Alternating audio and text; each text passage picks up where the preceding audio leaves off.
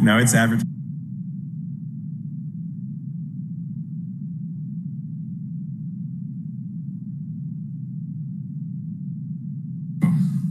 First things first, cell phones off. Made that mistake last time. Who's that dumbass? No, that's me. Sorry. Oh. Yes. You guys are live. Oh. Thanks for the heads up, guys. Needed that information 15 seconds earlier. We don't have video in here, do we? Okay. Not that that would matter. We good? Okay. All right. Good morning. Good afternoon, everybody. I'd like to call to order today's meeting. Today is November 18th. The Village of Pasadena Hills Planning and Advisory Committee. I'd like to start off today with the standing and the Pledge of Allegiance. The Village of Pasadena Hills pledge allegiance to the flag of the United States of America, to the republic for which it stands, one nation, under God, indivisible, with liberty and justice for all.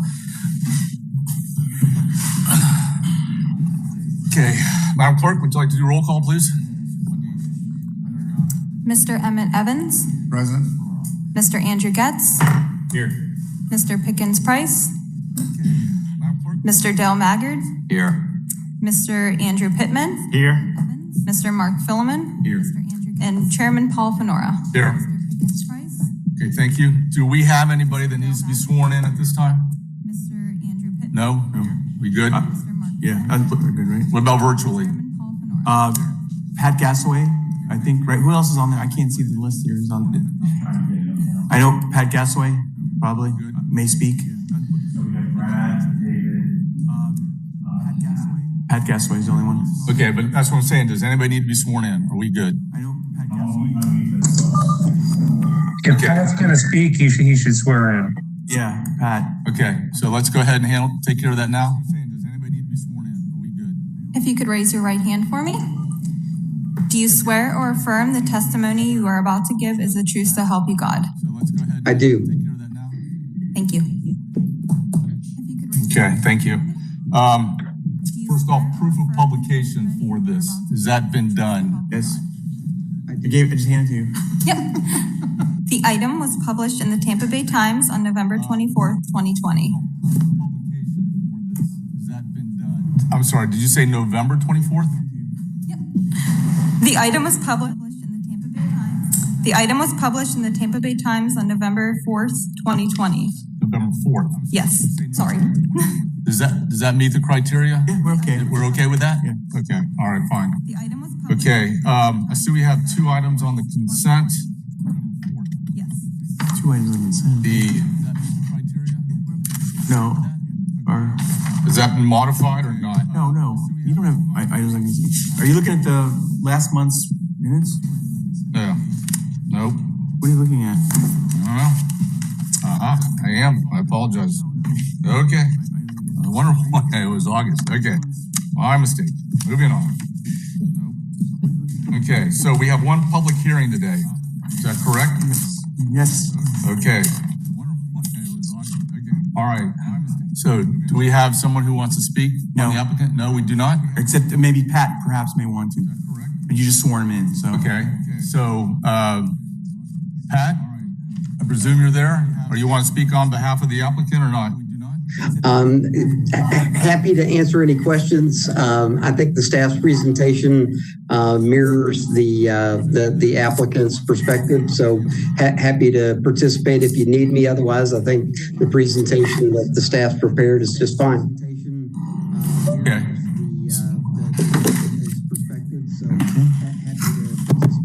It's PDT 21-0079, Comprehensive Plan Amendment.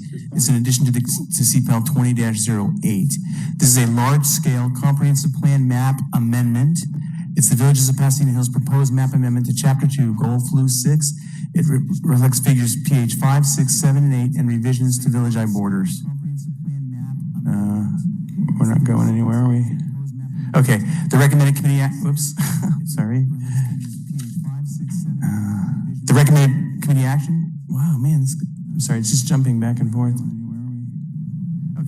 Okay, the recommended committee action is to recommend approval of the comprehensive plan map amendments to the local planning agency and the Board of County Commissioners for the proposed map revisions to figures PH5, PH6, PH7, and PH8. And what it is transferring 39.7 acres from the VOPH countryside to VOPH Village I, and to include these map revisions as part of CPAL 20-08. Okay, here's quickly on an example of proposed revision borders to Village I. If you look on the yellow at the very bottom, Village I is right there, and I'll give you actually a more accurate, well, not accurate, but a more, that's it right there. You'll see 1, 2, 3, 4, 5 parcels right there. There are 3 owners.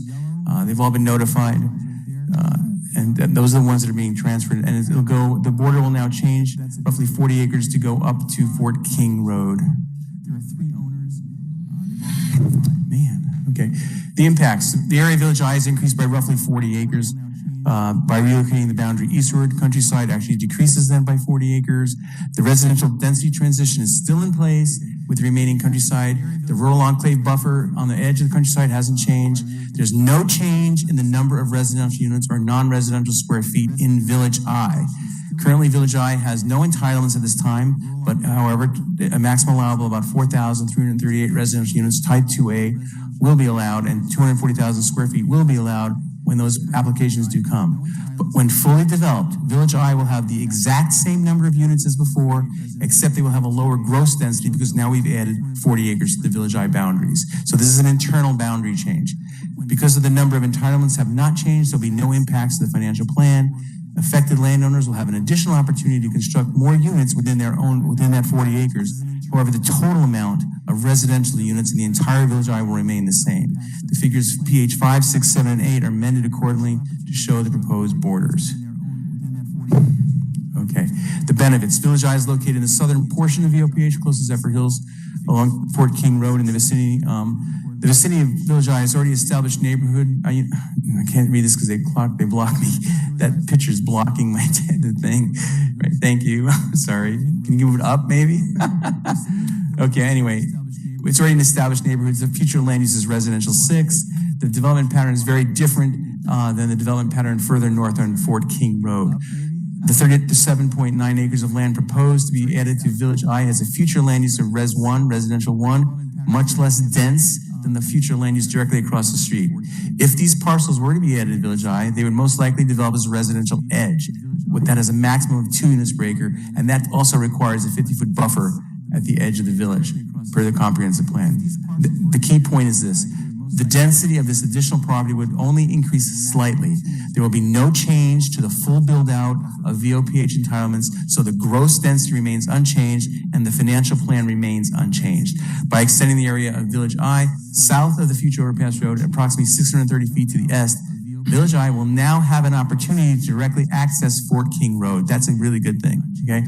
This will provide for improved traffic circulation. It will also create a more cohesive development pattern as we become part of a village instead of being stuck in between a village and a road with much higher potential density across the street. Next, maybe you can, because this isn't, I think, any batteries. The recommended committee action is to recommend approval of the comp plan map amendment to the local planning agency and the Board of County Commissioners for the proposed map revisions to figures PH5, PH6, PH7, and PH8, transferring 39.7 acres from VOPH countryside to VOPH Village I, and to include these map revisions as part of CPAL 20-08. Okay, thank you. Could you repeat now? Hey, Ernie, let me ask you. Sure. Chairman, can I ask a question? Yes, please. Not to be nitpicky, but on the page previous where it said benefits, is that a typo? It was 39.7. I think it's, yes, that was a typo error. I assumed it was. It's a typo I didn't error. want to be that guy. I just saw it when I saw it read it again for the 3rd time. I realized it was, yes, sorry. How big is Village I? How many acres is Village I? Do you know? Let me go back to, you can see it on the map. If I can get you to, okay, hang on. Hang on, there's a map. Okay, you can see in yellow, oh, come on, it's just very jumpy today. Okay, you see in yellow, Village I? Yes, sir. That's the size of it. I don't know the size off the top of my head, but I can get it for you later if you want. That's all right. I was just curious. Yeah, okay. About 160. Let me go back. Yeah, sir. Okay. Okay, so that's your recommended. You have to, okay, I'm sorry, go back one. I had a quick question. It's just a historical question. When Village I was set up, why didn't it go to Fort King to begin with? Why didn't, you know, that's a historical question that I can't answer because I wasn't there.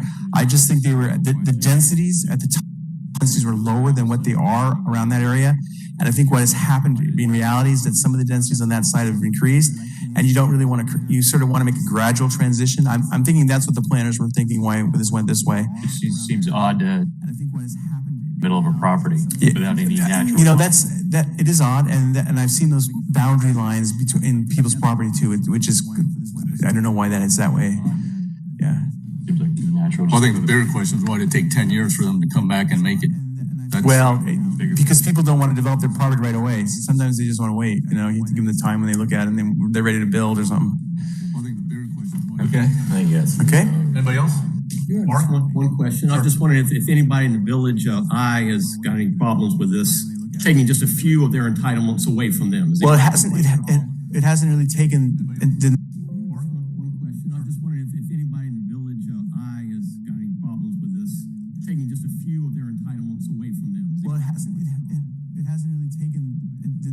the village I has got any problems with this, taking just a few of their entitlements away from them. Well, it hasn't really taken.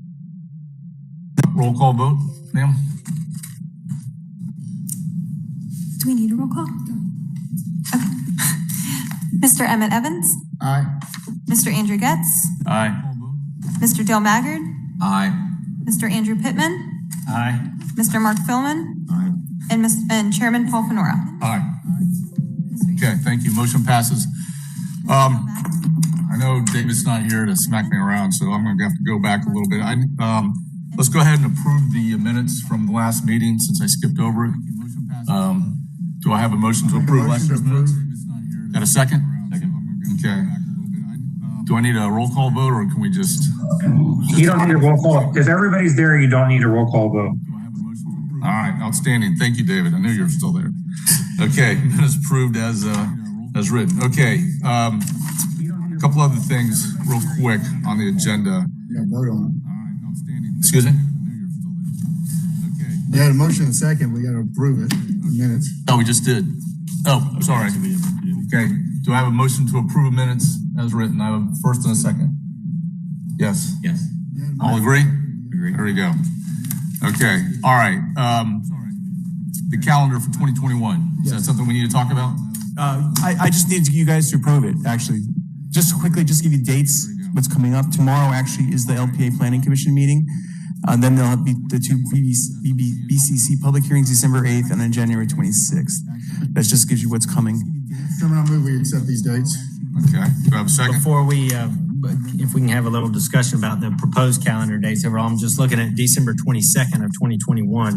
Are we only, if we're talking about that whole calendar, and that's 3 days before Christmas, is the 15th, like already booked up with something else? If you want, I could look at it and see. You know, don't remember back when we did this.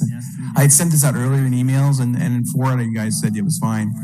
But if we can, why don't we just leave off December for now, and then we'll put it in later. Okay. Okay, so I'll remove December. So we moved to eliminate the summer meeting. All others look pretty good at this time. Open for adjustments at some point in time. Yeah. Sure. Okay, do I have a second? Second. Okay. Approval. All those who approve, say aye. Aye. Okay, very good. good. Motion passes. All right. Great, then this will be published. Okay. All right. Real quick, Ernie, the motion that went to, or the motion of the core reserve that went to the LPA, what was supposed to go to the LPA, last thing, that obviously did not go. Is that correct? Yes, that is correct. Okay. Real quick summary. Basically, it was postponed because they wanted to hear everything together. The client, the POG, wanted everything to go to one meeting, and that's why it was postponed. Okay, and that was to be attached to. Now this what we just decided today is part of the part two. Okay. So we're trying to streamline the meetings basically, and they will hear this tomorrow. Okay. And then it'll go to the BOCC. And then BCC December 8th, and then on January 26th for the final. Okay, very good. Okay, I think we have one more item on here, if I'm correct, and that is a missing seat. Evidently, I think have all seen and tried very hard to fill that seat with the current commissioner with very little success. We are getting into a point where our committee is going to hear a lot more agenda items coming forward, and I think it's important that we get somebody in there. Ernie has given out the requirements on this other addendum, the committee nomination qualifications. Ernie, when does this actually need to be filled? You're not meeting again till December. Okay. So please do this, like, hopefully before then. Or like, if we could get to take care of this the next week, that'd be great. On December 8th, the BCC will approve all the others that I've already notified you about. This is the one spot. It's because the new Commissioner Fitzpatrick needs to have nominate somebody, or else renominate Pickens Price. Right. Okay. So, my recommendation to the committee is see if we can come up with a short list, 5 names maybe, and then see if we can't come to terms with one individual. Is it our responsibility to find somebody? I thought commissioners, I'm sure we can look around, ask and volunteer, but no, that's to make, It's not, but we would like to try and give the committee. I understand. Yeah, a short list to work with. Yeah, you make the recommendation I think it's best to come from you guys to make the recommendation, and at the end of the day, this is not a vote. This is actually just an appointment for the new Commissioner Fitzpatrick. Understand our responsibility. Yeah. So we want to try. we can help. Whatever way we can help you guys. Right. Okay. Okay. Very good. Okay. Is there any other items we need to talk about? Any comments? Nope. Okay. That being said, call the meeting adjourned. Thank you. Thank you. Thank you, David. Appreciate your time. Any comments? Nope. Okay. That being said, call the meeting adjourned. Thank you.